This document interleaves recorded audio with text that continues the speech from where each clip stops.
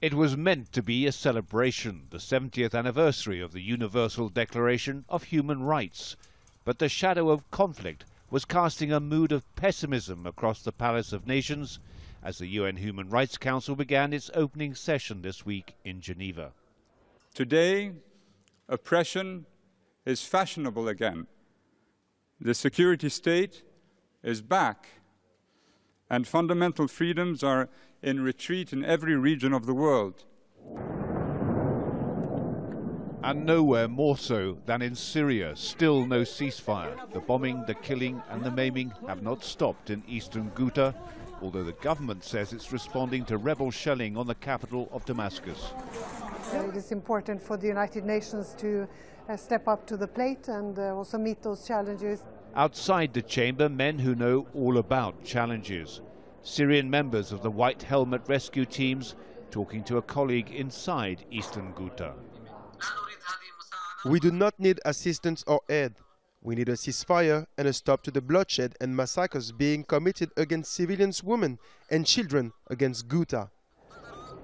We have reached the stage of emotional meltdown, but the only thing that continues to give us strength is a smile that we see on a child's face or words of blessing from a father or mother. The Rohingya crisis in Myanmar has been described by the UN as a textbook example of ethnic cleansing and the fastest growing refugee crisis in the world. 700,000, mostly Muslim Rohingya, have fled into neighboring Bangladesh. The country's army launched a campaign of murder and rape to drive them from their villages.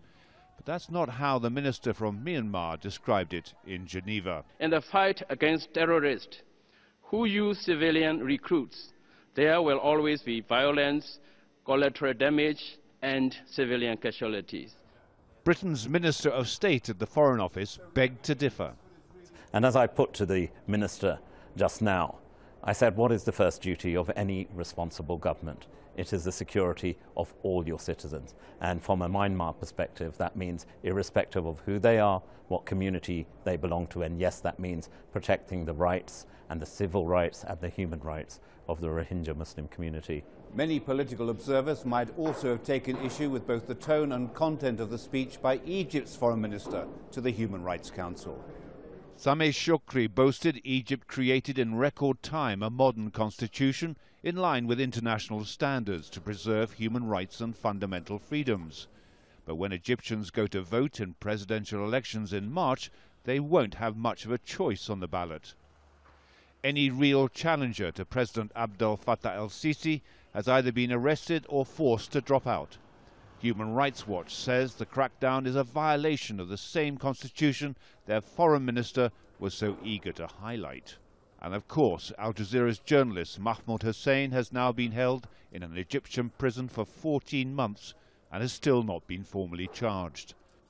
Egypt, Myanmar and Syria, three prime examples of how a government side of the story often stands in stark contrast to what is actually happening on the ground. David Chater, Al Jazeera, Geneva.